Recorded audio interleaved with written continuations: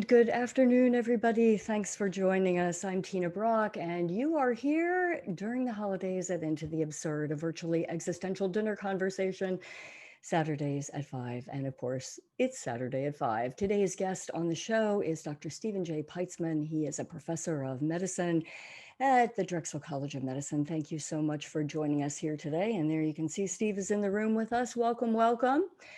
And I'm just gonna, hi, thank you for being here, Steve.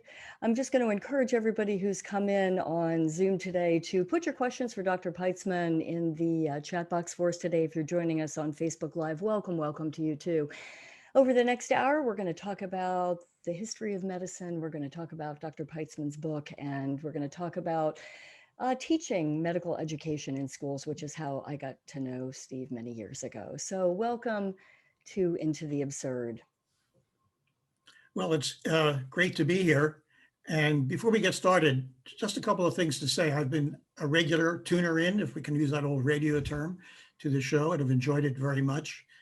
And when I mentioned to a few friends that I was going to be on a show called Into the Absurd, they pretty much said, well, that seems to fit.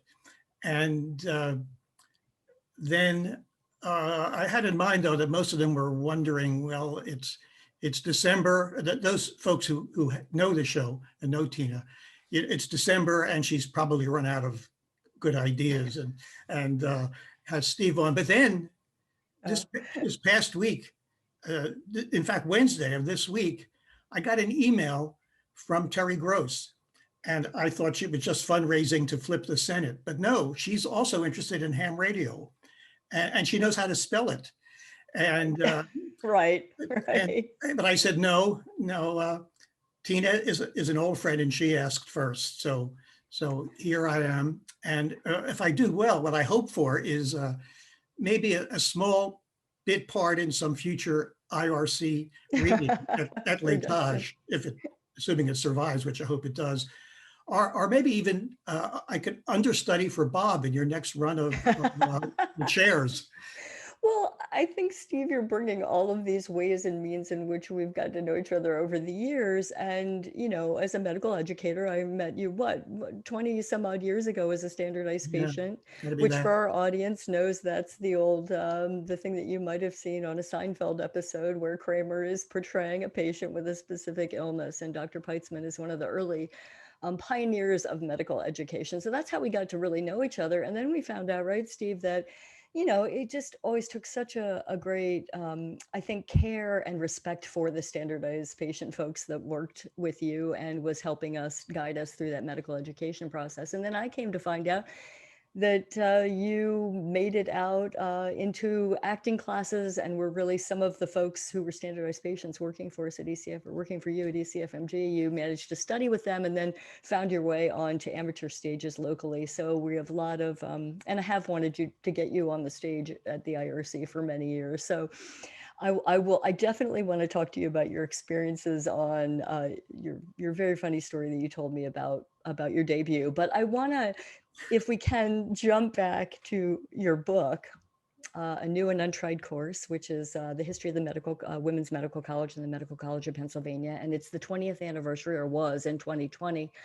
I guess in doing the research about this and what a rich history it has, and we'll put the links in the chat box for everybody to see, I guess I'm interested in what was the impetus for you to take on writing the book? I had been interested in the history of medicine for a lot of years. And actually going back before I was interested in medicine, I became interested in history of medicine when I graduated high school here in Philadelphia, Central High School, very proud Central graduate. And in mid-year, because at that time when I was a wee little one, you could enter and graduate twice a year. I don't know if other big cities had that system with their schools. So I actually literally graduated during a light snowstorm in January, and I needed something to do before starting college at Penn, which was in electrical engineering of all things, and which I didn't stay with. But at any rate, I went out to the Central High School vocation office. Now, almost everybody who graduates Central High School then and now goes on to college, as was I. But again, I had the 6-month gap before starting in September. And there was a little card file, and in it was a job as a stacks page at the College of Physicians library. And just a brief, a little in brackets, very sweetly, after I applied for that job and someone at the Central was called, I was contacted by the advisor who said, "Are you giving up your idea of college?" And I said, "No, be assured, this is not going to last." But in fact, it did in a way, because I love being a stacks page at the College of Physicians Library. Most people know the College of Physicians, if at all, as the home of the Mutter Museum, which has become very, very popular, and justly so.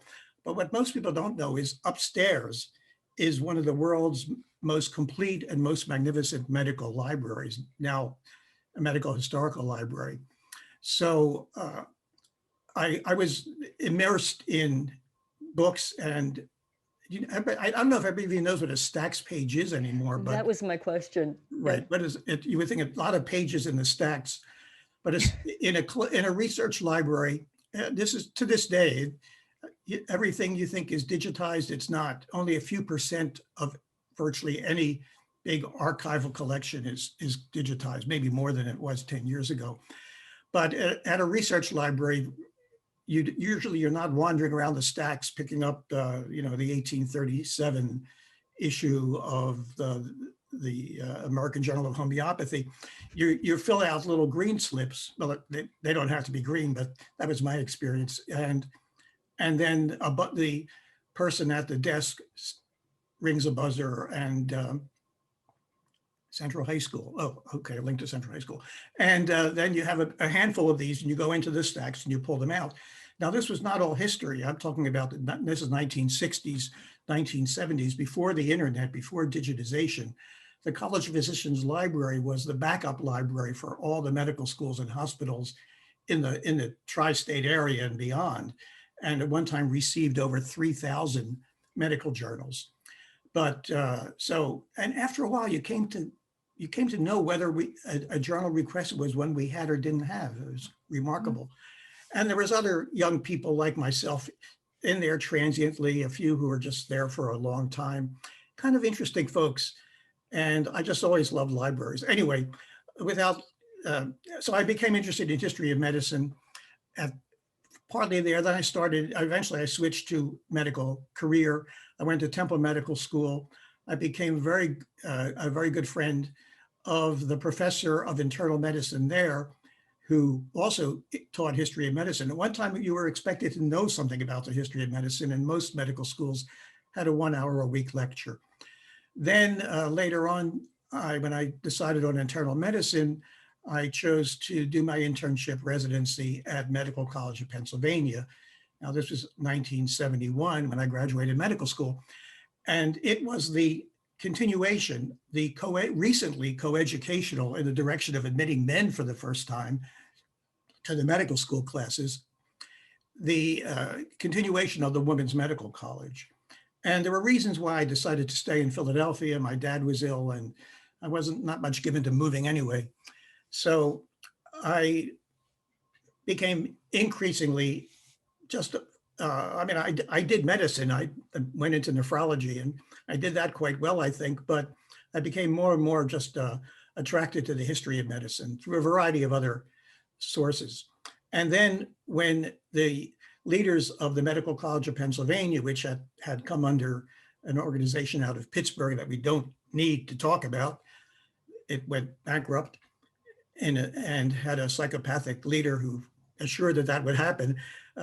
When the 150th anniversary, so the Women's Medical College was founded as the Female Medical College of Pennsylvania in 1850, largely by reform-minded Quakers and men, at least on the faculty, because there were no women really MD trained in medicine.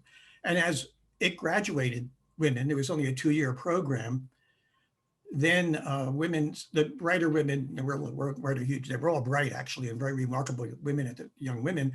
Some were kept on the faculty and replaced some of the male faculty. It was never an entirely women's place, but men weren't actually ever admitted to the MD classes until 1970, after considerable due diligence and controversy.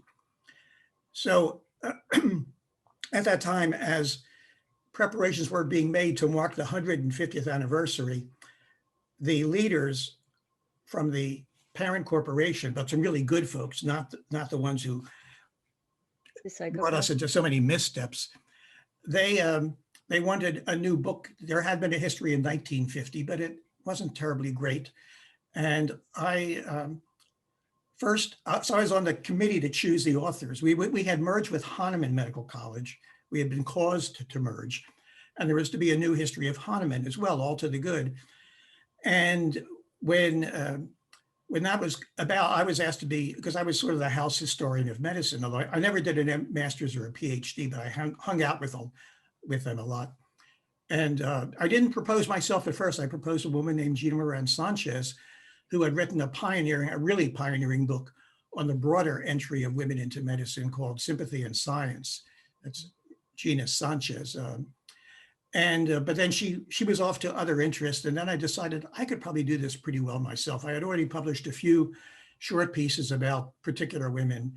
And so I got the job. And then I had a sabbatical year granted, so I could dwell in the archives. I continued my outpatient office hours partially for continuity, but I could dwell in the archives, which is what a historian wants to do, day after day after day. Mm-hmm. What do you think it is about history? Because I know we've talked at your other pursuits and other things that you enjoy doing as hobbies. What is it about the history of medicine that most excites you?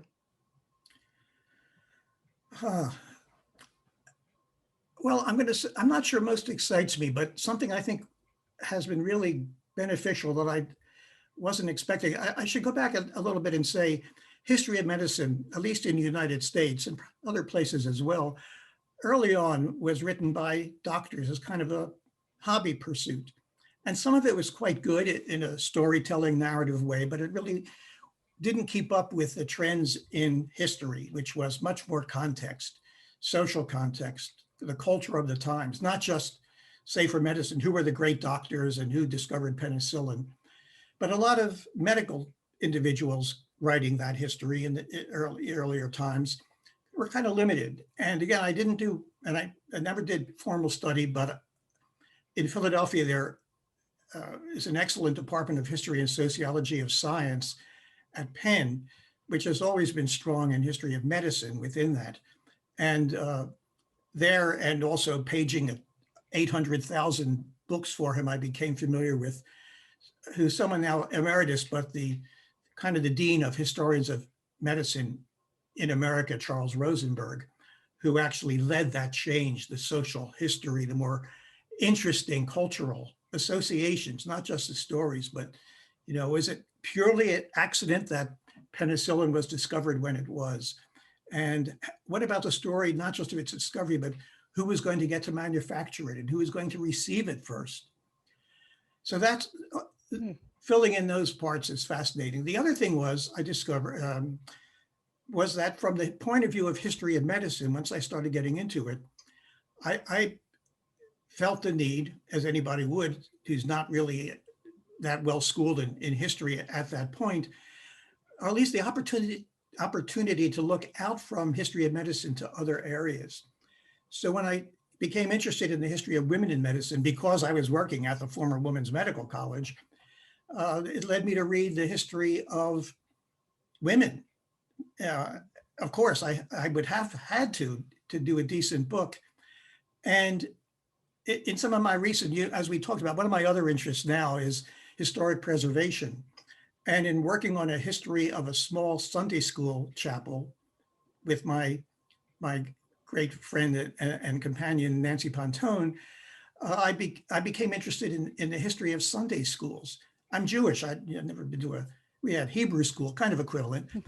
And the history of the influence and power of the Sunday school movement in America, not just American Protestantism, but in American society, is incredible. But you don't know that until you pick up a book and start reading about John Wanamaker and his enormous Sunday school in Philadelphia. So two things. One, also three things. I actually love writing. Some historians hate it. They want to do the research and the writing is just a chore. I love putting words together. And sometimes I'm pretty successful, I think. So those are some of the reasons that, also great friends. Historians of medicine are much more interesting than most nephrologists. And although there's some brilliant nephrologists that I've known, and I hope none of them have tuned into this. But why do you think that is? Broader education. Yeah. I mean, that's really a little bit unfair.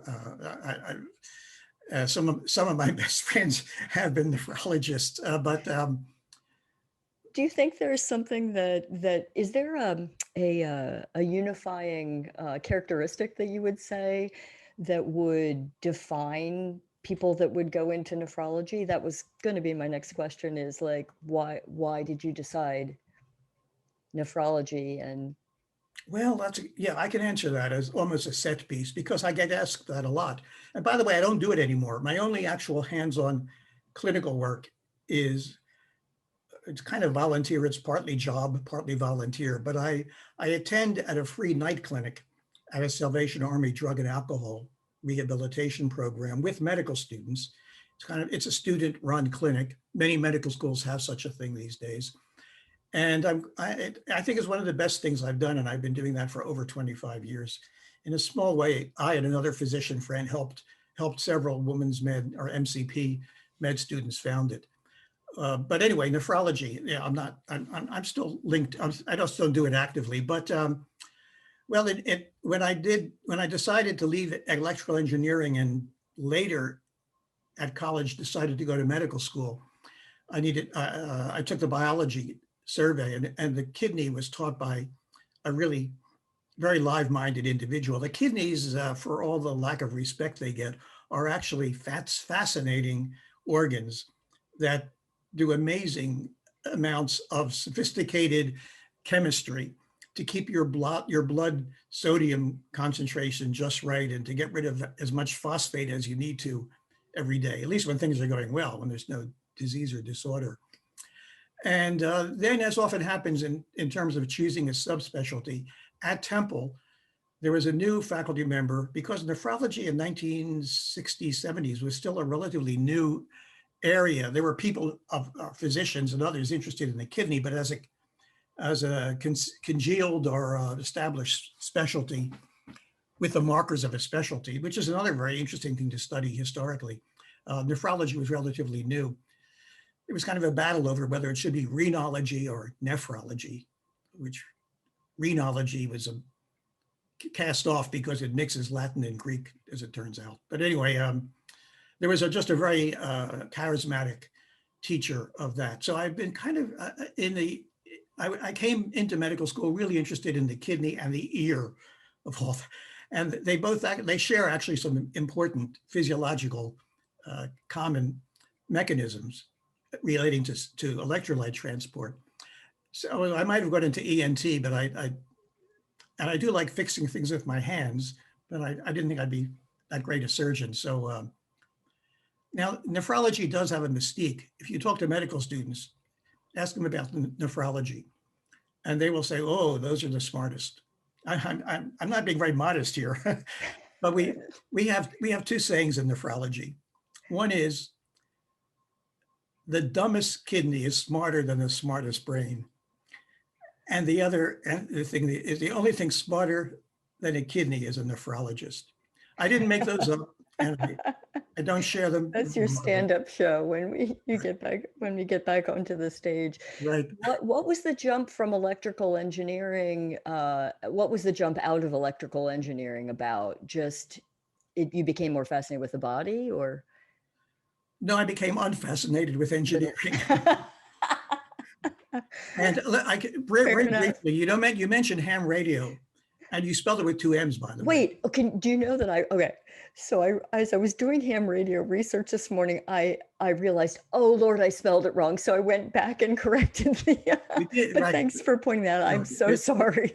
There's only And I one was like, thing. maybe he'll think it's a play on ham from Ham and Clove from Endgame, which is two M's, but I totally Oh, that, I that was was wondering where deep in the that's where it came subtext of from. your mind that came from. Ham is It's, the main character. right. Yeah, I don't, Endgame, I'm not sure I've ever seen Endgame. that's a Beckett play. That's where Oh, they're both. I know what it is. I'm Yeah, surprised I haven't seen it from IRC. Did you ever do you'd Endgame? make a great Clove. We did it. Bob Schmidt played Clove, and I played Nell in the trash can, and we did it for another company way back in over at the Triangle Theater in like early just Really, just I'd after love, 2000s. It's such a beautiful play. I'd But love to see that's it where I sometime. got it. It was Beckett on the Brain, so Yeah, I do apologize for that. yeah. Yeah. No, I so hope to get back to, we will get back to theater, even and mostly on the seats in the audience side. But Well, anyway, ham uh, radio. Where were we? we were ham radio. Oh yeah. So I was a shortwave listener, which is actually a fascinating pursuit, at least for adults too. Uh, when I first got my first shortwave radio for my 13th birthday, and my Hallicrafter's S38E, it was the most fascinating device because now this is so way before the internet, and you never know. There's lots of big, high-powered propaganda stations, Radio Moscow and China now, but in the interstices would be. I'll just give you an example. There was a week when I don't know how old I was, probably a junior in high school. For a week, I would get dressed while listening to the Solomon Islands Broadcasting Service, and they were reporting the weather and news and what ships were coming in, which I'm sure was quite important if you happen to live in the Solomon Islands. And then it faded out, and I never was able to pick it up again. But you would listen to all kinds of broadcasts, some quite mysterious. And then the next step for some who want to is to become a ham radio operator, where you're doing two-way radio. And starting out with Morse code. And to this, which once you learn it, you never forget it. It really is seated like a language. So I can still translate anything you like into Morse. It's one of the more useless bits of knowledge actually these days. But anyway, the point is that a lot of youngsters who are radio enthusiasts think that a good career would be electrical engineering. And for some, I'm sure it works out fine. But the excessive quantitative stuff,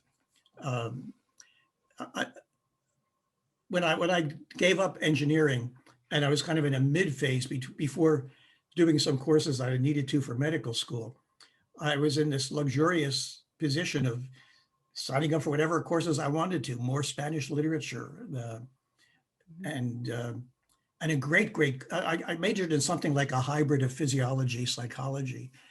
And that was where I took a really demanding course, a whole semester on the physiology of the eye and the ear. And that's where I became fascinated with how the ears work. So, yeah, so. But that was the jump from. And then as I said, I had this medical historical background already, and my closest friend was going into medicine, and it did come to see as a place to this is really a cliche, but to link human interaction with a fondness for science. I was never had been a fully science person. I've done very little laboratory research. I have done some summers at Temple Med, but it does bring them together. There's a question here that I want to get to. A very good friend of ours wants to know, is saying, I hope he tells the story about protecting the painting at MCP. Oh. Well, let's see. Where were we? So getting back to that tale. So I had a year in the archives, and I created what would have been too long a book, as often occurs. And I spun out some other parts of it as articles.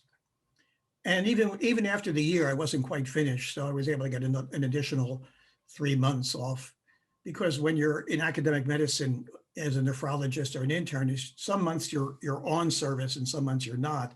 And when you're not on, you're supposed to be doing something productive. And for me, at least at that moment, it was finishing the book. And when, after, to tell you about a year in the archives, a very rich archives for the Women's Medical College, as I said. After a while, and this links, I think, a little bit to literature and acting.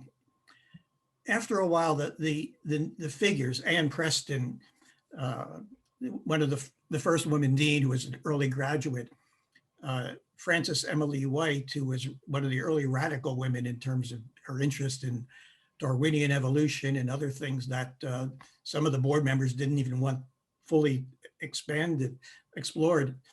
And the men, Henry Leffman, who was a real faithful servant of the school and had all kinds of interests.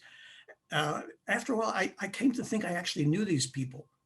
And I had dreams about them and about being at where most of my story took place, not the current building, which is where the school moved in 1930, but an earlier building in North Philadelphia, right adjacent to Girard College, and which is long demolished, much to my sadness. But I nonetheless had dreams of being there. And they became very real individuals to me, just as a novelist will sometimes say that his or her figures will often go off and do what they want. Well, I didn't want, you can't, when you're a historian, you really can't let that happen. But anyway, I became, well, Women's Medical College, at least in its best years, was in some ways a wonderful place. Not only for what it was doing. I mean, think about it for a moment. Among the, as you know, you can hear some of these things I've said to other occasions, but they're worth saying again. Among the major professions, say medicine, law, engineering, the clergy, with a few exceptions like women preachers among the Friends, Society of Friends, for example. But it was really medicine, despite all the resistance given by mostly male doctors in authority, it was nonetheless medicine, which was the first of those central professions in which women entered in really measurable numbers, really broke the barrier in the 1850s, 1860s in the United States. And the United States was really ahead of Europe in that regard. And the Women's Medical College, again, first known as Female Medical College, was really so instrumental in that happening and the last to survive. And so in its years in the mid-20th century, when most of the other schools that had previously not admitted women, like Penn and Hahnemann in Philadelphia, were quite late, our Jefferson Medical College, Jefferson, whatever it is now, was the last American medical school to admit women in 1961, which when I was younger seemed like being pretty recent. And so even when most American medical schools did admit women, and many women didn't really want to go to just an all women's medical school if they could get into a bigger prestige place, it became the only place for a long time where women could become senior faculty and help run the place. But in the texture, when you read some of the comments, some of the stories of the students there, as I did with I do a history of medicine reading group with my Drexel med students, a class of them. And we read an account of a young woman named Frances Petty Manship in 1916, when she and some of her classmates were given the alert that that their women surgeons were going to do a cesarean section, a not common operation at the time, at Philadelphia General Hospital, where they had privileges. And she tells about they were all studying, ready to getting dressed, taking trolley cars to West Philadelphia to the old PGH, finding their way to the operating room. And there is Dr. Everett and Dr. Potter, their faculty members, all ready to operate. And there's a male intern who's going to be the assistant taking orders from them, probably the first time in their lives of any such thing. And Ella Everett was a terrific surgeon by all accounts. And so then the writer says, Dr. Potter got her well-known grip on the uterine arteries, and the rest of the story just told itself. It has to do first with how early on surgery became the romantic, heroic part of medicine, because in 1916, what we think of as surgery now was relatively new. The abdomens had not been entered before much before 1900, believe it or not. So again, I don't know. Anyway, it was and she said this writer said it was great. It was what to see our own leaders in an alien environment showing how it's done. And there's a lot else to say. In that period, 1890s, there was a rich student life. There was really a terrific feeling for this school. And it was really a superior medical school by any measures at that time. And MCP, its later coeducational continuation. I and some of us who were there at the time think that because we were interested in medical education, innovation and methodology, standardized patients, early use of computer, other things, and excellent research programs in the basic sciences, it was let us really think per square foot, we were as good a medical school as Harvard. So, when Allegheny Corporation took over MCP, one thing we were not good at was making money, and the women usually did not manage big fortunes in America. Some did, but MCP, Women's Med, never had a huge endowment. And we were a very small hospital and relatively small medical school by current terms, which is one of the strengths of it. Mm-hmm. I was wondering if I have enough to talk about, but at that time, the leaders were looking for an upscale partner, and it came to be Allegheny General Hospital Corporation in Pittsburgh, which, by the way, was and is a fine hospital, but it came under leadership of an individual who had risen through the ranks, but just had kind of a well-recognized problem with grandiosity and a kind of a flexible attitude towards truth, and made some really bad decisions. He brought MCP and Hahnemann together, and then things got worse and worse. And eventually, the medical school at Henry Avenue was closing. I'm jumping many, many steps. And actually, it's what I've just said isn't entirely lucid. But anyway, we're jumping many steps. And the portraits we still have them, the Drexel that has them now, a portrait of the great worthies of the medical school, almost all women, a unique collection in the world, probably. Well, maybe not. Eventually there were European and other women's medical schools, but certainly in the US. And as it happens, many by women painters, as you would imagine, and some very good ones. So when Allegheny Corporation was removing the paintings, some of us were so concerned that they were going to sell them that I ended up symbolically standing in front of the portrait of Anne Preston, who was the emblematic early figure. Again, she was a Quaker, poetist, reformist, an active abolitionist. I mean, out there with a carriage moving escaped slaves about, and with great potential that was clear, a lot of experience in organization work from the abolition movement. So when she was in the first class when she graduated, she stayed on as instructor in physiology or something like that, and she became dean. And she really guided that early institution into its period of stability and strength. So I was interviewed by Carl Stark of the Inquirer. I don't know if he's still there or retired. And it turned out that Allegheny did not sell the paintings, and they're mostly hanging in the current East Falls campus, which is where the first 2 years, simply put, the first 2 years of the curriculum are taught, very close to where I live. Now admixed with Hahnemann portraits, but that's okay.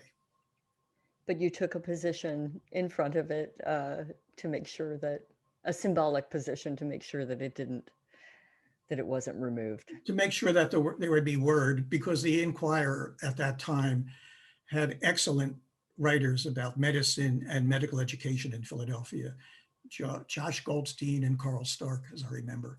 And I knew that this would be an interesting story and a dramatic one to pick up, because they had been carrying the whole story of the demise of AHERF, the Allegheny Health Education and Research Foundation, as it later was. There's a question from someone on Facebook here, Steve. Has your knowledge of the history of medicine impacted your approach philosophy as a practitioner? Has your faith impacted your work as a practitioner? My faith? Your faith. Oh. Well,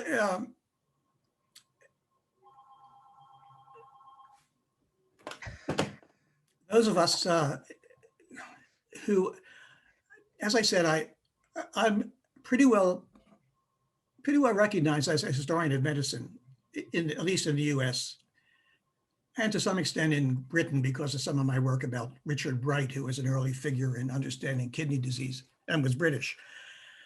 And there are still others like me, but most of the younger folks who are really seriously into history of medicine, who are MDs, did MD PhD programs, which I never did. So I really don't have the broad background that my younger colleagues do.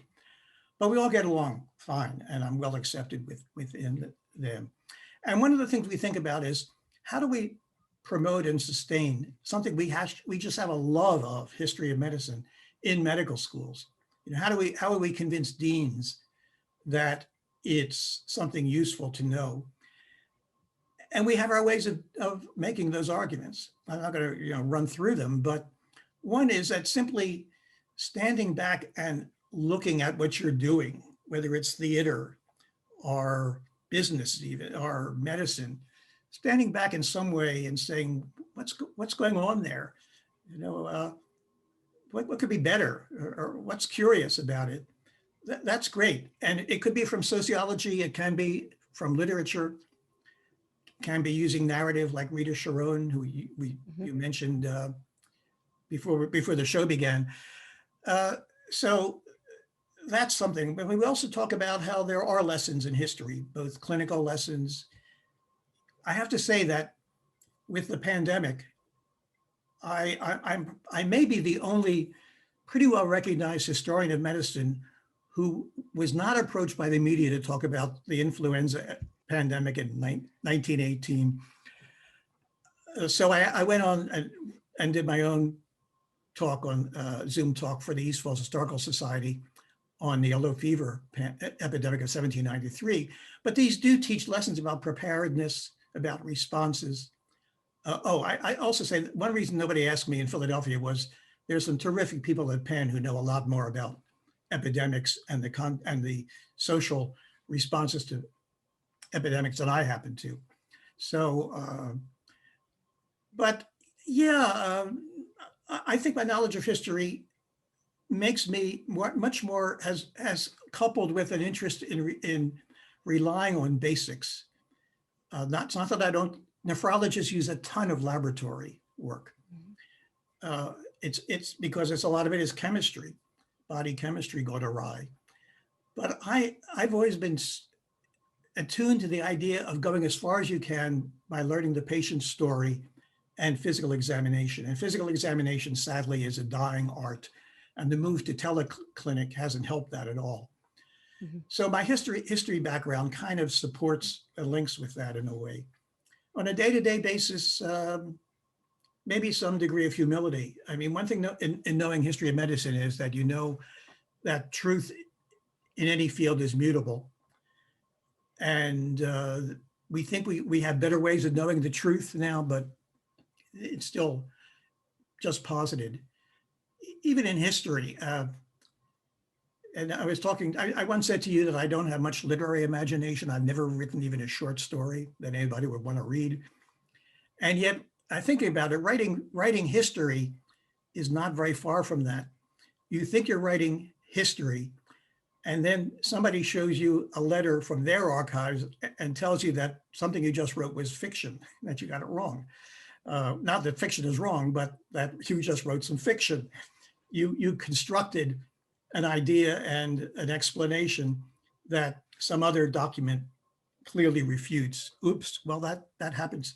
History is not fixed. The writing of history, it's done over and over again, and as more and more archives become available and usable. My faith as a Jew in my medical practice, no, maybe only in the context of a I hope, a broader, generous outlook to life, but not specifically, I would have to say, and something I never thought about very much.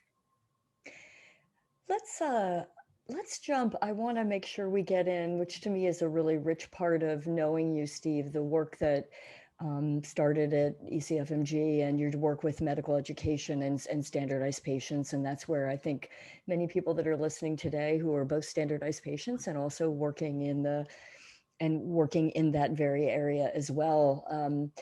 You were one of the early people that was working with this, correct? Yeah, in Philadelphia. In Philadelphia, sure. Yeah, the idea, or the sort of elaborated idea, was created simultaneous invention. I learned when I was researching the history of the dialysis machine. Again, one of these things where you start with one thing, the dialysis machine, and then you start reading about the history of invention, the sociology of invention, and it turns out to be fascinating. Simultaneous invention is much more common than a unique individual inventing something. That was true of dialysis and many other things. But so there were two individuals who came up with the idea of training individuals, not non-sick individuals, who could be actors, but didn't have to be, professional actors, I mean, in simulating taking the role of a sick person. So students in a non-stressful environment basically could practice their beginning interview skills and their physical exam skills, extending it to that. So I was a course director for something called the Introduction to Clinical Medicine course at MCP by then, early 1980s. So I went to the medical education meetings and began to learn about the use of standardized patients. Or one of the two figures who really created this concept called them simulated patients. And the two individuals, no need to mention their names, they were competitors in this new kind of technology of medical education, or at least one phase of it. And they didn't get along very well, and so there was various kinds of competition. So I heard about this, and I was in charge with a psychiatrist friend of mine, on the faculty friend, and we taught the introduction to interviewing, and I thought we did a pretty good job. But you went from kind of classroom or big group exercises at best to students actually tossed in taking histories, as we say, from, and some people don't like that phrase, taking the history, but it's an old term, take the history from patients in the hospital, stable patients, obviously. And so the first thing I did was, and this is a kind of an odd linkage, because I was already interested in history, and this is way before the book, I used to hang out with the archivists. In 1977, the dean of MCP, who was Al Sutnick, a wonderful man who was attuned to its history, with some grants, was able to set up a formal archives. So all the archival records, not all at the time, but it was a beginning to pulling the archival material together. And hired were three or four staff, who then were all women, not surprisingly, and Sandra Chaff, who may be out there today, remains a friend, and Margaret Gerardo, who is now the, I guess, partly retired archivist for Mother Bethel. And we haven't been in touch too much, but we're going to get back in touch, another friend. Anyway, I knew these individuals. I knew they were very bright, very capable women. And I said, I have a job for you. Step out of the archives. And here's a script of a woman with a headache. And I'm going to be breaking the class into, I mean, I didn't do this instantly on the spot. And the class is going to be broken into groups of 8 or 10 or something. And all you have to do is learn this. It's not exactly a script. It's the story of who you are and what kind of headache you have. So they can begin to practice getting the story. And so it's only a dim memory. And when I spoke with Sandy Chaff recently to verify it, she said, yeah, I think we did that, but I'm not really sure.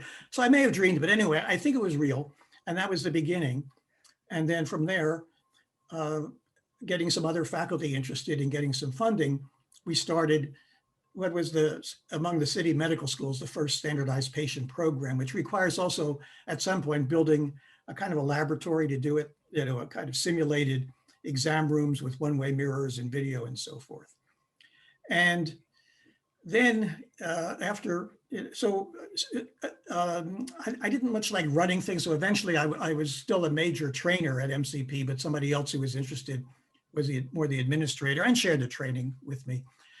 Then when I was on sabbatical writing my book, I actually decided to carve out a kind of a minor as well as the major, which was the book. And some of my colleagues at MCP had begun to work with the Educational Commission for Foreign Medical Graduates, which wanted to do a high stakes exam for international grads coming to the States seeking residencies. And standardized patient work had already evolved into kind of a test format if you wanted to do that, which was called an OSCE, an objective standard clinical exam, but not referring it to any one thing. And so I got involved with that. And we were working on the nature of the test, the scripts, and the statistics. I learned a lot of psychometrics, the statistics of testing. And we went down to Baltimore because for some odd reason, that's where we had access to a place we could use in the evenings to try out some of the cases. And I liked that work. And then as my sabbatical year was ending, got into kind of a disagreement with my nephrology chief, plus everything was falling apart around MCP. So the head of the emerging ECFMG exam program, a wonderful guy named Jerry Whalen, asked me if I wanted to stay on. He said, you could stay on full-time, stay on half-time. So I went half-time with ECFMG and continued some of my other work, lesser of it, of course, at MCP. And and then the national board down the street, which runs the licensing exam for US graduates, was forever working on a similar exam, but they felt the need to get it precisely right. And ECFMG actually kind of galloped ahead, and we launched our exam before the national board. We were quite proud of that. But eventually the two came together. Well, in that time, we needed a lot of standardized patients. Once we started actually doing the test on a wholesale basis, and that's right, I met you. And you and I talked earlier about whether I should mention names, but a lot of actors who were then quite young and emerging in Philadelphia, rather than wait on tables or do other sorts of things, not that there's anything disgraceful about that, and those poor people are suffering a lot lately, but they heard about this job that afforded a certain amount of flexibility. It wasn't an app. You could sometimes choose, I'll work on Tuesday and Thursday, or I do have a show coming up. I'm going to drop back to minimal hours until, and so on and so on. So I came to know some actually then pretty mid-career actors like Joe Guzman and the delightful, I'm blocking the name, Tony Lawton. Tony Lawton, of course. And David Bardeen, and there's later just David so Bardeen later, but the younger folks, Matt Pfeiffer, Matt Saunders, the superb Jared McLenahan, who I just saw the other night, on the Wilma program, the Mhm. play. And the work is, by the way, pretty demanding at a high stakes exam level. You are portraying a person. You are trying to register what questions were asked and what parts of the exam were done and whether all the spots on the lungs were listened to. And then when the candidate leaves, you enter that into a computer, you make an assessment of their English language ability. You're trying to be aware, you know all this, I'm just saying this for others, of course. You're trying to be aware of whether they use some open-ended approach, whether they showed something like empathy, whether they remember to solicit questions, and so on and so on. It's really very tough work. And these are very, very smart people. And I found that I loved, this sort of micro directing of them. Like I, you know, I You directed, were very good at it, by the way. I directed Tony Lawton in renal colic, and I don't know, maybe David Bardeen in pancreatitis of the left shoulder. So, and You I found that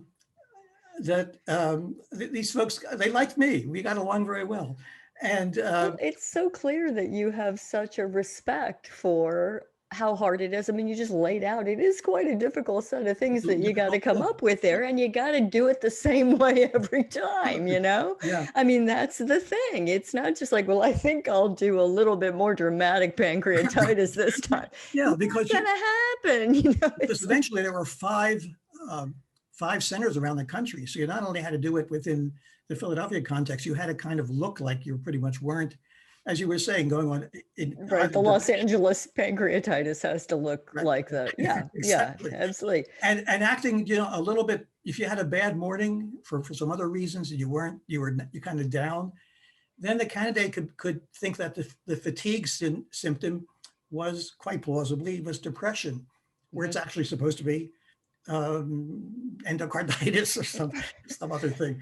And so, yeah, so of course I always went to theater. I always liked theater, even though, as I said to you in privately, I almost never know exactly what's going on the stage, um, I started going much more because I wanted to see these individuals do what they really do well. And that continues, of course. Well, there's a big gap right now, but otherwise continues to this day. And so then at some point, I wanted to know more about what it was like. I knew it was challenging, acting on the stage. I knew it was challenging, but I wanted to kind of get a better handle on it. So I enrolled at a Lantern Theater Intro to Acting class after much trepidation and putting it off for a year or two. I was already 70 years old at that time or something like that. But then, people say, why not? We live longer, right? Doesn't everybody has a grandfather who at the age of 91 is taking up the baritone saxophone? So Well, how many times have I said to you, I'm doing that Chekhov play and I want you to be in it, Steve, and I could never find a time when you weren't so busy doing all these other things. I've wanted to get you on that stage for a long time. So right. Anyway, so I it's did in scene there. study classes. There's not much time, but in that first intro class, there were 6 of us, and 5 of us have remained very, very warm friends ever since. We don't see so much of each other, like we're not seeing much of other people. And a lot of our friendship, it involve going to theater and having dinner, and we'll get back to we haven't dropped it, but not as tight as we once were. One of our group died from bladder cancer, very sadly. And then but I was just in these scene study classes, but really wasn't trying for anything. So I live in East Falls. We have the Old Academy Players, a 90-plus-year-old company. They do summer one acts, and I said that's where I could probably try. And I actually got a bit role, as I say, 10 lines in a 10-minute play without really very much to it. But I got a really good laugh at one of the lines, was supposed to, at one of the lines. And I was going to try out for something maybe a little bit more for the summer series this past summer, but of course it didn't happen. One quick story, because this friend of ours, his name is Joe, had surgery and treatment and was doing pretty well, but he had very aggressive disease. And so this would have been 2019.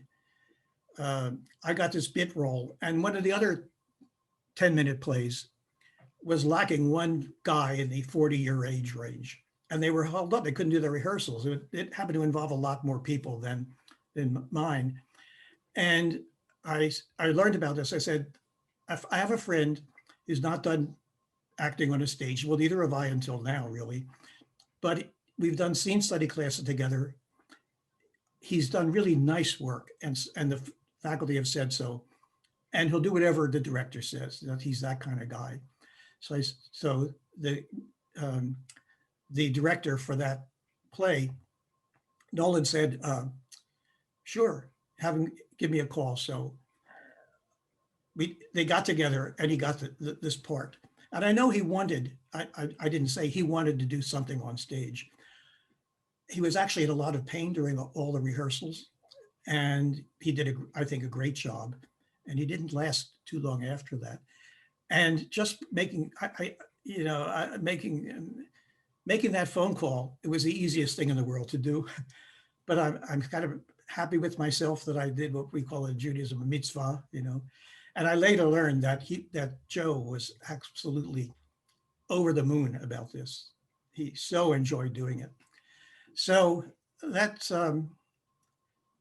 so I hope to do something again. I don't think we'll get to Chekhov and the play The Bear, where there's this old guy, crippled old guy. There's a bunch of Chekhov plays where a wonderful doctor comes onto stage and has, That's right. Well, Chekhov was a doctor, so he's almost always got a doctor. Yeah, I've been eyeing you for those parts for a while. Okay, well, Steve, keep eyeing me. We'll get it done sometime. And I love this concept where you stayed friends with the people that you studied with, because I think that I saw you at a production of Our Town that Charlie Del Marcel was in, and you all were there. Because I think you may have even come to IRC shows together.